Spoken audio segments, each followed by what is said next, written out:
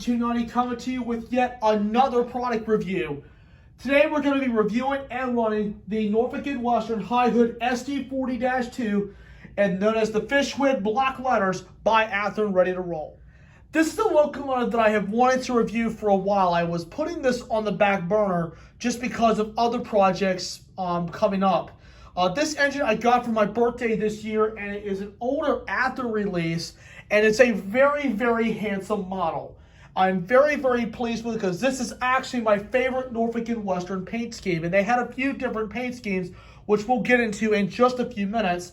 It's a pretty nice locomotive, and we're going to talk about a little bit of history on the N&W fleet as well as this particular locomotive, and we'll review it and run it.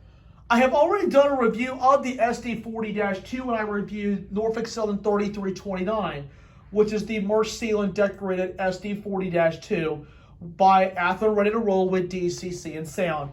From there, I will be discussing many of the specs of the locomotive and the year it was built and some of the other fast and fun facts. So if you haven't checked that review out, please check it out.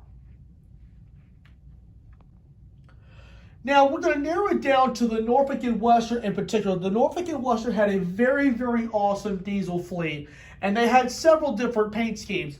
The Fishwick Black Letters, as you see here, they even had the Pebbler Blue, the Tuscan Red, and even the Clater paint scheme as well. And the as-delivered black in the script scheme from the late 50s. The Tuscan Red represented the Pocahontas, the Powhatan era, which was the Norfolk & Western 611's passenger train. The as-delivered black with the gold lettering with the script scheme came out in the mid-50s. Then in 1964, the Norfolk & Western purchased the nickel plate and the Wabash. And the blue paint scheme was known as the Pebbler Blue because Mr. Pebbler was the former CEO of the Wabash. And he brought the paint scheme from the Wabash to the Norfolk & Western and still had the same font as the script scheme from the 1950s. After Mr. Pebbler stepped down, the next CEO was Mr. John P. Fishwick Sr., who, as a matter of fact, was a Roanoke man. And the Norfolk & Western was headquartered in Roanoke, and today it is known as the heart of the N&W. This is the as-delivered block scheme at that time, which was from 1970 to 1980. Really 1981. Very, very early 81. Because this was the logo where they just stamped NW on the sides and the nose and the rear. And then after Mr. Fishwick stepped down, Robert Clater was the next CEO in line for the Norfolk & Western. He was the last CEO of the Norfolk & Western. He used the same Fishwick colors, but spelled out Norfolk & Western on the side. This was the only logo that did not spell Norfolk & Western on the side. So it's a unique paint scheme. I know some rail fans are not fond of it, but this is actually my favorite Norfolk & Western paint scheme because it's always drawn my eye for some reason. I think it looks pretty. And it also looks good on a high hood locomotive as well. Now, to go ahead and get into the roster a little bit of the Norfolk & Western, the Norfolk & Western had a lot of EMDs, a lot of Alcos, and some GEs. They did have some straight SD40s with 1580 being the class unit, which I believe is stored in Altoona right now. 1580 through 1609 were built in May to June of 1966 with the high hood. Then the other SD40 series were 1610 through 1624. They were built in May of 1971 with the high hood. Then they ordered a bunch of SD40-2s. The first two orders were built in September of 1973 and July of 1974. They were numbered 1610 through 1635. And 1629, as a matter of fact, is one of only 10 high hood SD40-2s that are left in existence. This engine still retains its high hood, as well as 1625, 1627, this one, and there's 7 more out there, just to name a few that are still floating around. And glad to see that they're still roaming the rails today. Later on, after the 1600 series were bought, they actually put on the EMD replacement cab on some of them to the SD40-2 cab, as we all know. They went back and ordered some more SD40-2s. They were numbered 6073 through 6207, and those were all built between February and May of 1975, April to June of 1978. For the last two orders was April to June of 1978. So they went back and ordered the SD40-2s. And very popular locomotive, as mentioned in my previous review. So this engine, as a matter of fact, is not only on my layout, but it's also a real-life example that is actually still in service. What are the odds of that? I sure wish it was still in this paint scheme, because if it was roaming around somewhere and it was running long hood forward, man, I would be chasing it right now. So this engine is actually very cool, and really glad to have this as part of my collection. All right, so there's some history on the Norfolk and Western SD40-2 roster, as well as the paint scheme history of the railroad. Let's talk about Athearn's rendition of this locomotive. It's very, very pretty. Let me go ahead and hold it up here. I'm going to adjust the camera a little bit where you can get a better view. I am going to start with the front and work my way back. As you can see, we've got a separately applied coupler cut bar with some MU hoses up here. The EMD brass belt in between the number boards, which was a Norfolk and Western aspect, had the little separately painted electrical port. The deck is nicely done with some little separately applied little bit of molded in details around the nose and also around the steps. And we even have the headlight, the crisp NW paint on the nose, the RS5T horn. I know 1627 does have its RS5T still intact. As I can lean the engine up this way a little bit, we're going to go up the top. You can see we've got some separately applied fan blades in there that do spin freely with the smokestack, as well as just a few little molded in details around the electrical cabinet, as well as the radiator fans back here. Even a couple of handrails up here with some separately molded in rivets in there, which actually look really, really pretty. So now we come back to the engineer side for a minute. The paint job is great. I have to say, Athearn nailed this paint scheme without a doubt. Man, the details on the truck look really nicely done. Look at all that separately applied detail in there. Even the little sander, which just looks really, really, really, really pretty. The fuel tank is nicely done with a few separately painted items. The windows look awesome. I love the windows on this locomotive. It's the same on the conductor side, which looks really, really nice. Crisp NW on the side. And you can even see right there, there's some inscriptions right there that actually can be seen with this camera lens as well as a magnifying glass. And as you notice, the F is the back because they ran these long hood forward, and the high safety cab was used to protect the crew from a head-on collision. They ran the engines long hood forward to prevent that, and the high safety cab also allowed safety. So they ran the engines long hood forward like the Southern did, as well as some of the other railroads. But N&W and Southern are the two most noted for this. So whenever you can get one of these, I would run it long hood forward. And this is the only way I will run this engine, is long hood forward. So as we move it around to the back looks nice, just almost identical to the front. Separately applied air hose, which looks really good, separately painted there. Nice details on the handrails and even the back. Even some grab irons right there on the back. And now we come down to the conductor side of the cab. Everything looks just about the same. But on this side, on actually both sides of the cab, you see an EMD builder's plate. Pretty cool. And you can even have a little bit of signage on there as well. And even has the little separately applied antenna on the top that I forgot to mention.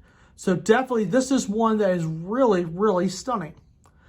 As I mentioned before, this locomotive, I might have mentioned this before, but this locomotive is standard DC, so there is no sound to it. But this one is actually pending a DCC upgrade, as well as my GP15-1 that is in Norfolk Southern paint. So I've got a couple of engines here that are waiting for DCC upgrades. and these engines will be fully digitally command once both those engines are done. So definitely looking forward to seeing that in the near future. The last thing we will do before we take this baby for a spin is BFOTE, best feature of the engine. The details and the paint are the way to go on this one.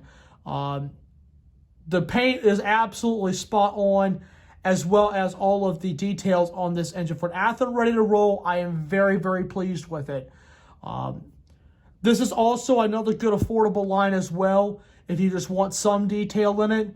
But Athearn really did well with this model, and they absolutely nailed the details with it, as well as the overall appearance of it. So I have to say, BFOTE this time are the paint job and the details. All right, everyone, we have 1629 on the layout and ready to go.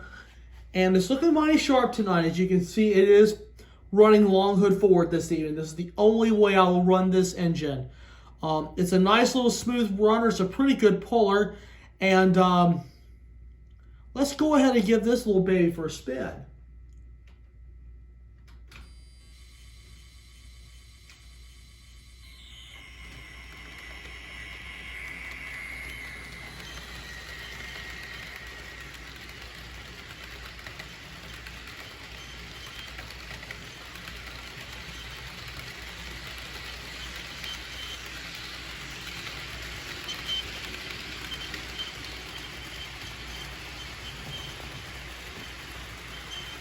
I'll tell you one thing, for an Athearn ready to roll, this thing runs pretty well.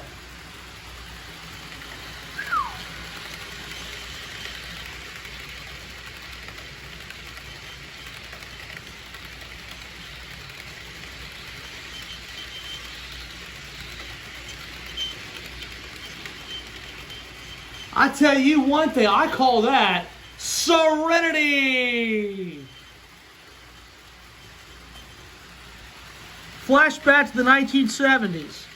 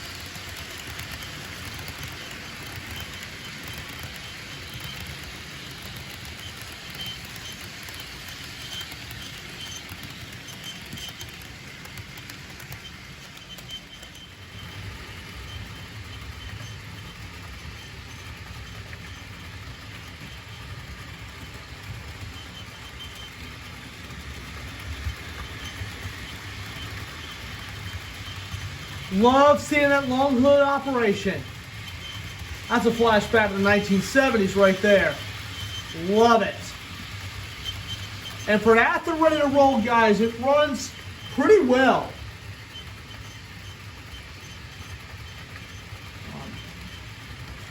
So very, very impressed by this model. This is an older Athearn ready to roll model.